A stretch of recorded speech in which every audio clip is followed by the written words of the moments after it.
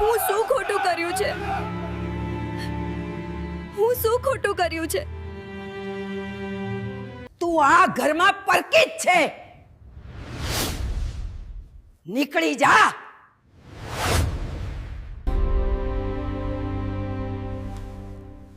હું કશું કરી શકતો નથી. બહાર નીકળી જા.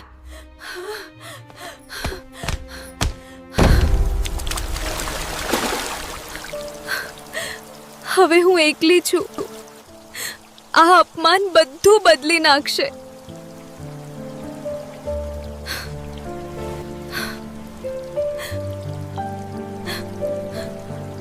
હું હાર માનવાની નથી.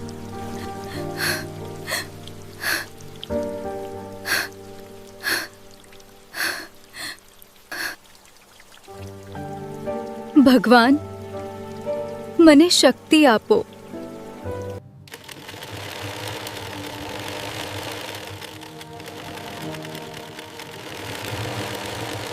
જેને કાઢી મૂકી એ જ આધાર હતી.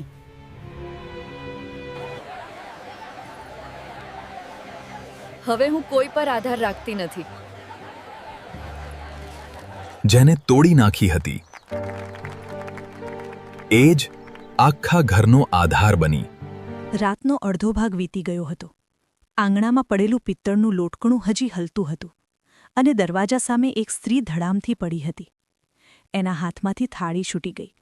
કપાળ જમીન સાથે અથડાયું.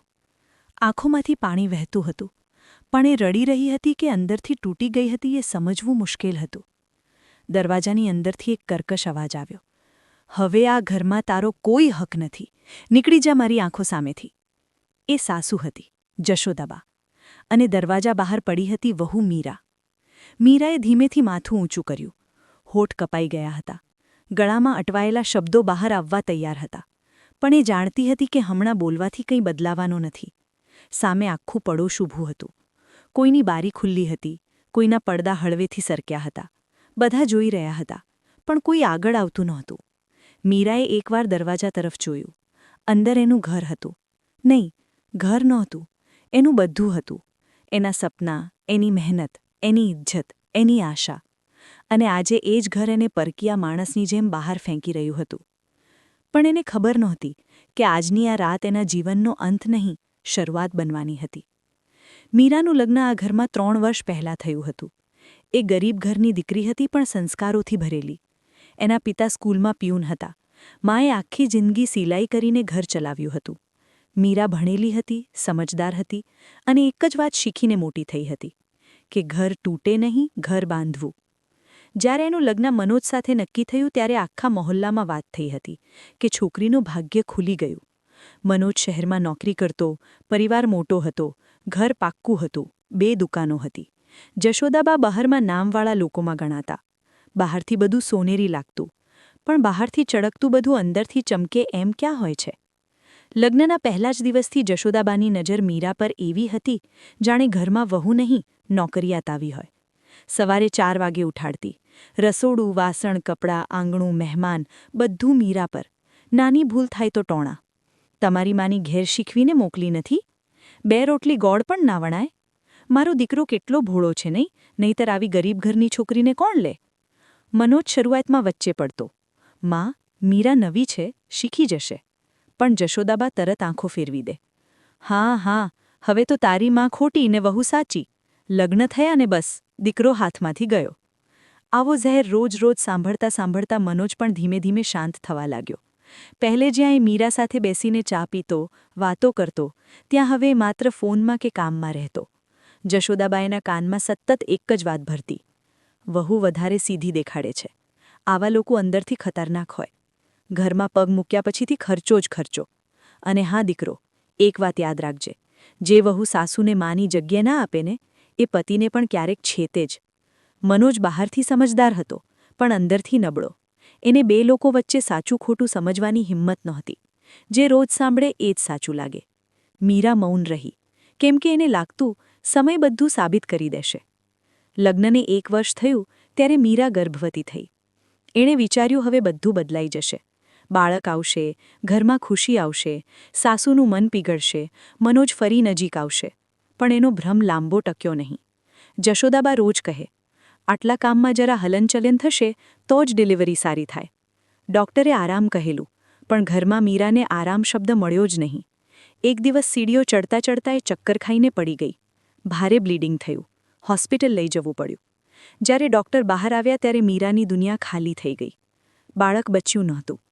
મીરા હોસ્પિટલના બેડ પર પડેલી છત જોતાં જોતાં અંદરથી ખાલી થઈ ગઈ.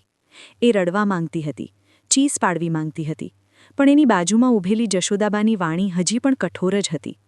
જાણી જોઈને ધ્યાન ના રાખે પછી આવું જ થાય. મારી વંશનો દીવો બુઝાવી નાખ્યો. એ વાક્યે મીરાને અંદરથી ભાંગી નાખી. મનોજ એ દિવસથી વધારે દૂર થઈ ગયો. એની આંખોમાં પણ દુઃખ હતું, પરંતુ એ દુઃખને સમજવાની જગ્યાએ એણે દોષ આપવા સરળ રસ્તો પસંદ કર્યો. મીરા. થોડું ધ્યાન રાખ્યું હોત તો. મીરાએ પહેલીવાર પતિ સામે આંખ ઊંચી કરી. હું એકલી હતી ધ્યાન રાખવા માટે? મને કામ કરાવનાર કોણ? આરામ ન દેતી કોણ? મનોજ ચૂપ રહી ગયો, કારણ કે સચ્ચાઈ સામે માણસે ગળું ઉતારવું પડે. પણ જશોદાબા એ દિવસ પછી મીરાને કદી માફ ન કરી. સમય વીતતો ગયો, મીરા વધુ મૌની બનતી ગઈ. ઘરમાં એની હાજરી કામ માટે હતી, લાગણી માટે નહોતી. પડોશની કાંતાબેન ક્યારેક કહેતી, બેટા, બધું સહન ના કરાતું હોય, ક્યારેક પોતાના માટે ઊભું પણ રહેવું. પણ મીરા હસીને ટાળી દેતી. ઘર છે કાકી, તૂટે નહીં એ સારું. કાંતાબેન અંદરથી સમજી જતી, આ છોકરી ઘરને બચાવી રહી છે પોતાને બળી બળીને. એક દિવસ ઘરમાં દાગીના ગુમ થયા. જશોદાબાના જૂના સોનાના કંકણા મળતા નહોતા. આખું ઘર ખંગાળાયું, અને પછી સીધો આંગળો મીરા પર ઉઠ્યો. મારા રૂમમાં તારા સિવાય કોણ આવે? ગરીબ ઘરની છે એટલે હાથ લાંબા હશે જ. મીરા ગભરાઈ ગઈ. માં, હું એવો વિચાર પણ ના કરું. ચૂપ, હજુ મોં ખોલે છે. મનોજ, આજે જ એની તલાશી લો. મીરાના શરીરમાં વીજળી વળી ગઈ. તમે મને ચોર કહી રહ્યા છો? જશોદાબાએ કડક જવાબ આપ્યો. ચોરી કરનારને બીજું શું કહીએ? મનોજ ઊભો રહ્યો. એણે વિરોધ ન કર્યો. એક મૌન મીરા માટે સૌથી મોટું અપમાન હતું. ઘરના વચ્ચે જીવતા માણસની ઇજ્જત ઉતારી દેવામાં આવી. મીરાના કપડાં સુધી ચકાસવામાં આવ્યા. આખરે કાંઈ મળ્યું નહીં, પણ જશોદાબા અટક્યા નહીં. ક્યાંક છુપાવી દીધું હશે. આવી સ્ત્રીઓના ચહેરા પર નિર્દોષતા હોય, અંદર ચોર બેઠેલો હોય. એ દિવસે મીરાએ પહેલીવાર આખી રાત રડીને કાઢી. એણે પોતાના પિયરના ઘરે ફોન પણ નહોતો કર્યો, કેમ કે એ જાણતી હતી બાપનું હૃદય તૂટી જશે. પરંતુ સચ્ચાઈ હંમેશા અંદર દટાયેલી રહેતી નથી. 3 દિવસ પછી કંકણા જશોદાબાની પોતાની જ પાટલીના જૂના ગાદલામાંથી મળ્યા. ગયા વર્ષે મૂકેલા અને ભૂલી ગયેલા.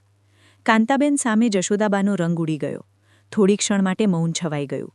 કાંતાબેન ધીમે બોલ્યા, હવે વહુને માફી માંગજો. જશોદાબાએ તરત ગુસ્સાથી વાત ઉડાવી દીધી. અરે, ભૂલ તો કોઈને પણ થાય, એ માટે શું હવે ઢોલ વગાડીએ? મીરાએ દૂરથી આ સાંભળ્યું. એણે મનમાં વિચાર્યું, કોઈની ભૂલથી વસ્તુ ગુમાય તો ભૂલ, અને મારા માથે આરોપ મુકાય તો સ્વભાવ. એ દિવસે મીરાની અંદર કંઈક મરી ગયું. ઘરમાં એક જ માણસ એવો હતો જેને મીરાનું દુઃખ દેખાતું. મનોજના પિતા હરિભાઈ. શાંત સ્વભાવના, ધાર્મિક અને સદ્ગૃહસ્થ માણસ. જશોદાબા સામે કદી ઊંચી વાણીમાં ના બોલ્યા, પણ બધું જોતા હતા. એક સાંજે હરિભાઈએ મીરાને રસોડામાં રડતા જોઈ. ધીમે કહ્યું, બેટા, તું બહુ સહન કરે છે. મીરાએ આંસુ પૂંછ્યા. બાપુજી, હું ખોટી નથી, બસ એટલું કોઈ માનતું નથી. હરિભાઈનો અવાજ કંપી ગયો. હું માનું છું. આ 4 શબ્દો સાંભળીને મીરા ફરી રડી પડી. કેટલા મહિનાથી એની રાહ હતી. કોઈ એક માણસ તો કહે કે હું તને સમજું છું. હરિભાઈએ એ દિવસથી થોડું ધ્યાન રાખવાનું શરૂ કર્યું. ક્યારેક જશોદાબાને રોકતા, ક્યારેક મનોજને સમજાવતા. પણ વર્ષો જૂની આદેશની આદત ધરાવતી જશોદાબા માટે કોઈની સલાહ સહન કરવી મુશ્કેલ હતી. એમને લાગતું, આ ઘરમાં મારી વિરુદ્ધ બળવો ઊભો થઈ રહ્યો છે, અને એની જડ મીરા છે. પછી આવ્યો એ દિવસ જેણે બધું બદલાવી નાખ્યું. મનોજના નામે શહેરમાં નાનું ફ્લેટ લેવા વાત ચાલી રહી હતી. બેંક લોન માટે કેટલાક કાગળ જોઈતા હતા. હરિભાઈએ જૂના દસ્તાવેજ બહાર કાઢ્યા. ત્યાંથી ખબર પડી કે ગામનું વતનવાળું મોટું ઘર, જેમાં આખો પરિવાર રહેતો હતો, એ હરિભાઈએ વર્ષો પહેલાં કાનૂની રીતે મીરાના નામે વસિયત કરીને રાખ્યું હતું. કારણ? હરિભાઈએ એક દિવસ મીરા પાસે ખુલીને કહ્યું, મારા 2 દીકરા હતા. મોટો દીકરો એટલે મનોજનો ભાઈ મારા જ ઝઘડાઓમાં ઘર છોડી ગયો હતો. ત્યારથી મારે એક વાત સમજાઈ કે ઘર ઈંટથી નથી ટકતું, ઘર સંસ્કારથી ટકે. આ ઘરમાં જે સાચે ઘર જાળવી રહ્યું છે ને એ તું છે. તેથી મેં નક્કી કર્યું હતું કે જ્યારે સમય આવશે આ ઘર એના નામે કરું જે એને બચાવે, સળગાવે નહીં. મીરા હેરાન રહી ગઈ. પણ બાપુજી, મેં તો કદી કાંઈ માંગ્યું નથી. એટલે જ આપ્યું છે. એમણે કહ્યું, હજી આ વાત કોઈને ન કહેતી. યોગ્ય સમય આવશે ત્યારે હું પોતે કહું. પરંતુ સત્ય કેટલું છુપાવો? જશોદાબાએ કાગડોની ઝલક જોઈ લીધી અને બસ જાણે એના પગ નીચેની જમીન સરકી ગઈ. મારા જીવતા ઘરની માલકીન વહુ, આ કેવી રીતે ચાલે? એ રાતે ઘરમાં તોફાન મચ્યું. જશોદાબાએ હરિભાઈ પર આરોપ મૂક્યો કે વૃદ્ધાવસ્થામાં વહુના વશમાં આવી ગયા. મનોજને કહ્યું, આજ સમજાઈ ગયું કે શા માટે આટલી સીધી બને છે. આખી મિલકત હડપવાની તૈયારી હતી. મીરા ગભરાઈને સમજાવતી રહી, મને આ વિશે કશું જ ખબર નહોતું. બાપુજીએ આજે કહ્યું. પણ જશોદાબા સાંભળવા તૈયાર નહોતા. ડ્રામા બંધ કર. પહેલા દીકરાને મારી સામે કર્યો, હવે ઘરની માલકીન બનવા નીકળી. મનોજની આંખોમાં ફરી શંકા ઉતરી આવી. એણે કાગડું જોયા, મીરાને જોયું અને પાછો મૌન. એ મૌન ફરી એકવાર મીરાની સજા બની. અગલા 2 દિવસ ઘરમાં અગ્નિ સળગતી રહી. ટોણા, ઝઘડા, અપમાન. ત્રીજા દિવસે સવારે હરિભાઈને અચાનક છાતીમાં દુખાવો શરૂ થયો. મીરા દોડી આવી. પાણી આપ્યું, એમ્બ્યુલન્સ બોલાવવાની તૈયારી કરી. પણ જશોદાબા ત્યાં પણ ઝહેર ઉગાડી બેઠા. હવે નાટક ન કર, તારી કારણે જ એમનો બ્લડ પ્રેશર વધ્યો છે. મીરા રડી પડી. માં, હમણાં ઝઘડો છોડો, પહેલાં હોસ્પિટલ લઈ જવા દો. હરિભાઈને લઈ જવામાં થોડું મોડું થયું. હોસ્પિટલમાં દાખલ કર્યા, પણ હાર્ટ એટેક ભારે હતો. 2 દિવસ લડ્યા પછી હરિભાઈ ચાલ્યા ગયા. ઘરમાં ચીસો, શોક, ભીડ અને એ શોકમાં પણ જશોદાબાએ એક જ વાર્તા બનાવી. મારા પતિને વહુએ ખાઈ ગયા. જે માણસ મીરાને સમજતો હતો એ માણસ હવે નહોતો. અને એ જ ક્ષણથી મીરા આ ઘરમાં એકદમ એકલી પડી ગઈ. 12માના વિધિ બાદ જશોદાબાએ ખુલ્લેઆમ યુદ્ધ શરૂ કર્યું. હવે આ ઘરમાં રહીને મિલકત પર બેઠી રહેશે. મારા પતિને ફસાવીને કાગળ કરાવ્યા. આવી વહુને રાખીએ તો કાલે અમને રસ્તા પર મૂકે. પડોશીઓ સમજે. કેટલાક મીરાની તરફ હતા, પણ કોઈ ખુલ્લું બોલતું નહીં. મનોજ ઓફિસથી આવે, જશોદાબા દિવસભરની વાતો એના કાને રેડી દે. માણસ રોજ એક જ ઝહેર સાંભળે તો એક દિવસ એને સત્ય માને. અંતે એ ભયાનક રાત આવી. જશોદાબાએ ઘરમાં બધાના સામે કાગળ ફાડવાનો પ્રયાસ કર્યો. મીરાએ પહેલીવાર કાગળ પકડીને કહ્યું, આ બાપુજીની છેલ્લી ઈચ્છા છે, હું એને ફાટવા નહીં દઉં. અરે હવે મને શીખવાડે છે? જશોદાબા ગરજ્યા. ઝઘડો વધ્યો. મનોજ ગુસ્સામાં બોલ્યો, મીરા, થોડા દિવસ માટે પિયરમાં જા. મીરાએ કહ્યું, મારી ભૂલ શું છે? હું શા માટે જાઉં? એ જ વાક્ય જાણે જશોદાબાની અંદરની આગ ફાટી નીકળી. એણે મીરાનો હાથ પકડીને ખેંચી. મીરા છૂટવા માંગતી હતી. અને પછી ધક્કો. એક જોરદાર ધક્કો.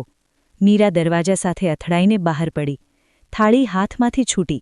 કપાળ ફાટી ગયું અને જશોદાબાનો અવાજ ગરજ્યો, હવે આ ઘરમાં તારો કોઈ હક નથી. થોડી ક્ષણ માટે બધું શાંત થઈ ગયું. મીરા જમીન પરથી ઊભી થઈ. કપાળ પરથી લોહી વહેતું હતું. આંખો રડવાથી લાલ હતી. એ દરવાજા સામે ઊભી રહી. અંદરથી કોઈએ એને પકડી ન લીધી. મનોજ પણ ના આવ્યો. એક ક્ષણે મીરાના અંદરનું છેલ્લું ભ્રમ પણ મરી ગયું. એણે ધીમે કહ્યું, પણ દરેક શબ્દ પથ્થર જેવો હતો, આજે તમે મને ઘરમાંથી કાઢી છે. યાદ રાખજો, હું જઈ રહી છું કારણ કે મારી ઇજ્જત મારી પાસે હજી બાકી છે. નહીંતર કાયદાથી હું જઈશ તમને બહાર કરાવી શકું. જશોદાબા હસ્યા. ધમકી આપે છે? જા, જ્યાં જવું હોય ત્યાં જા. મીરાએ એકવાર મનોજને જોયો. તમે પણ કશું નહીં બોલો. મનોજે નજર ફેરવી લીધી. મીરાનું હૃદય એ જ ક્ષણે ઠંડુ પડી ગયું. એ વળી અને વરસાદમાં ચાલતી નીકળી ગઈ. રાતે કાંતાબેને એને પોતાના ઘરે રાખી. કપાળ પર પટ્ટી બાંધાવી, ગરમ દૂધ આપ્યું. મીરા એક ખૂણે બેસી રહી. આખી રાત જાગતી રહી, પણ સવાર સુધીમાં એના અંદર કંઈક બદલાઈ ગયું હતું. હવે એ રડતી છોકરી નહોતી. હવે સત્ય માટે ઊભી થનારી સ્ત્રી બની રહી હતી. અગલી સવાર એ સીધી વકીલ પાસે ગઈ. હરિભાઈની વસિયત કાયદેસર હતી.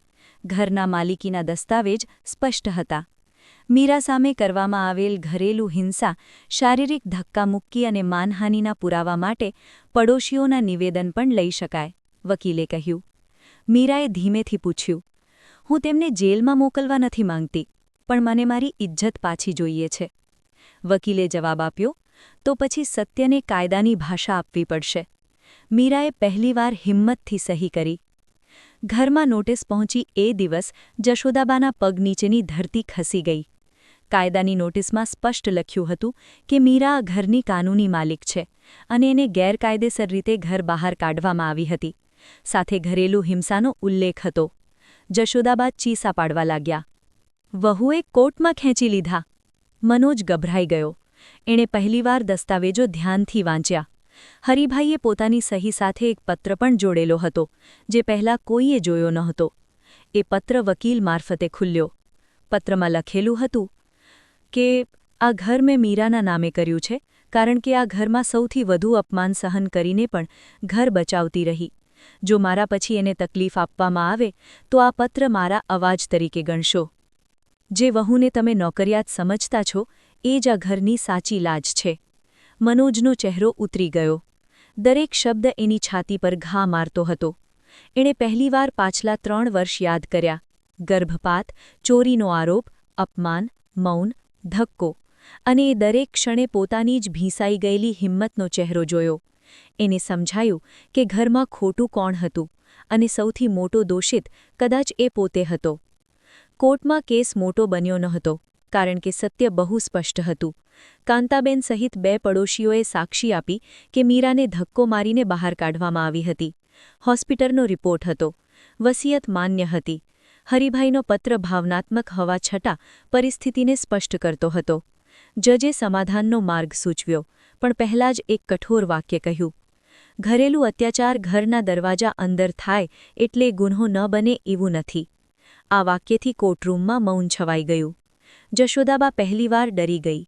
મીરા સામે સમાધાનનો પ્રસ્તાવ આવ્યો. મીરા ઈચ્છે તો જશોદાબા અને મનોજ બંને મેં ઘરમાંથી કાનૂની રીતે બહાર કરાવી શકે. આખું પડોશ એ જ વાત કરતું હતું. હવે તો વહુ બદલો લેશે. પણ આગળ જે થયું એની કલ્પના ખરેખર કોઈએ નહોતી કરી.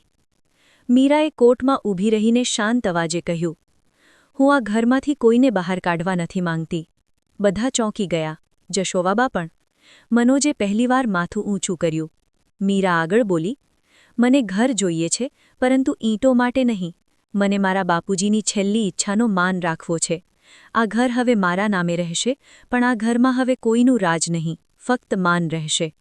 જશોદાબા અહીં રહી શકે, પણ એક શરતે, મને વહુ નહીં, માણસ માનશે. મનોજ અહીં રહી શકે, પણ પતિ તરીકે નહીં, જ્યાં સુધી એ પોતાના દોષને સમજીને બદલાય નહીં.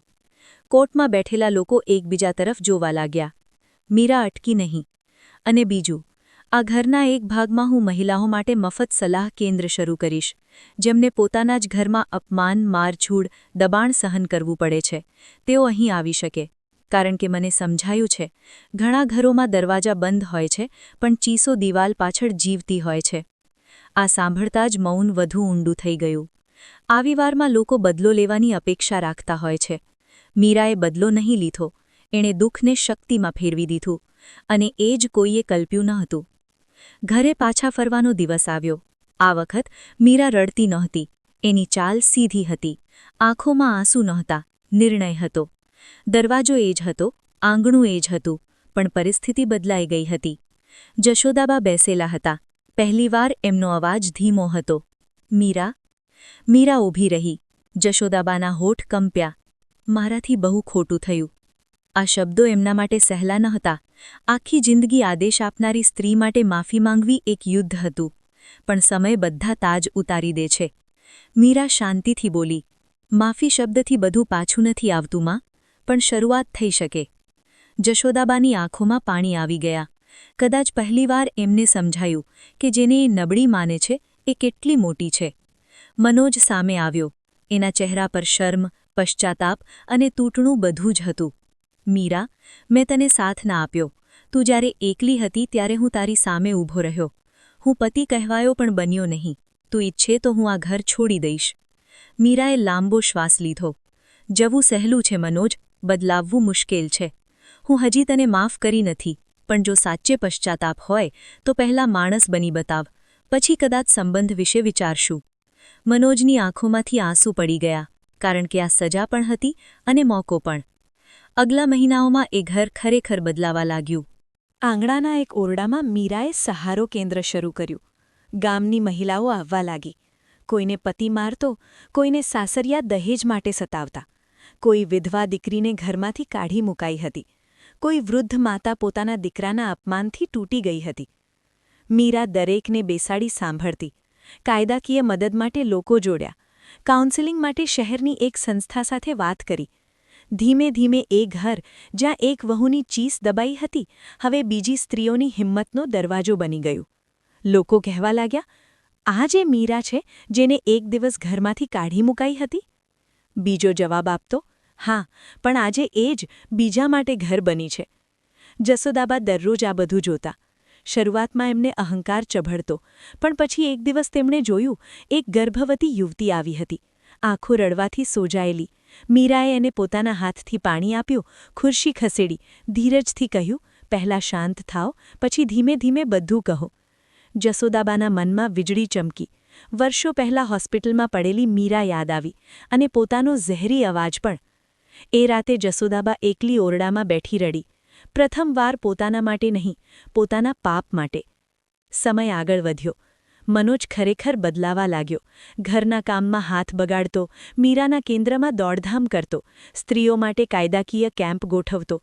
એ બોલવાથી વધુ કરવાનું શીખી રહ્યો હતો. પણ મીરાએ ઉતાવળ ન કરી. એણે પોતાને ફરી ક્યારેય કોઈના મૌન પર આધારિત ન બનાવ્યું. એક સાંજે મકાનની છત પર બંને ઊભા હતા. પવન શાંત હતો. મનોજે ધીમેથી કહ્યું, મને ખબર છે કે હું ભૂતકાળ મટી શકું નહીં, પણ હું આખું જીવન એ ખોટું સુધારવા જીવી શકું. મીરા થોડું મલકાઈ. ઘા ભૂલાતા નથી મનોજ, પણ ક્યારેક એ જ ઘા માણસને સાચું બનાવે છે. તો કોઈ આશા છે? મીરા થોડું આકાશ તરફ જોઈ રહી, પછી બોલી, આશા ત્યારે જ હોય જ્યારે સન્માન પાછું આવે. પ્રેમ પછી પણ થઈ શકે, પહેલાં સન્માન. મનોજે માથું ઝુકાવ્યું. એણે સમજી લીધું, આ વખત સંબંધ મીરાની દયા પર નહીં, એની શરતો પર બનશે. એક વર્ષ પછી ગામમાં મોટો કાર્યક્રમ રાખાયો. મહિલાઓના હક અંગે જિલ્લા સ્તરની સંસ્થા તરફથી મીરાને સન્માન મળવાનું હતું. મંચ પર મીરાનું નામ બોલાયું. શ્રીમતી મીરાબેન હરિભાઈ ટ્રસ્ટ, ઘરેલું અત્યાચાર પીડિત મહિલાઓ માટે કાર્યબદલ. ગામ તાળીઓથી ગુંજી ઉઠ્યું. પ્રથમ લાઇનમાં જસોદાબા બેઠા હતા. આંખોમાંથી આંસુ વહેતા હતા. બાજુમાં મનોજ ઊભો હતો, ગર્વ અને પછતાવો બંને સાથે. મીરા મંચ પર ગઈ. એણે સન્માન લીધું. માઇક સામે ઊભી રહી. આખું હોલ શાંત થઈ ગયું. એણે કહ્યું, એક સમય હતો જ્યારે મને લાગતું હતું કે હું એકલી છું. મારા પોતાના ઘરમાં મારી વાત સાંભળનાર કોઈ નથી. એ દિવસે મને ધક્કો મારીને દરવાજા બહાર કાઢી મુકાઈ હતી.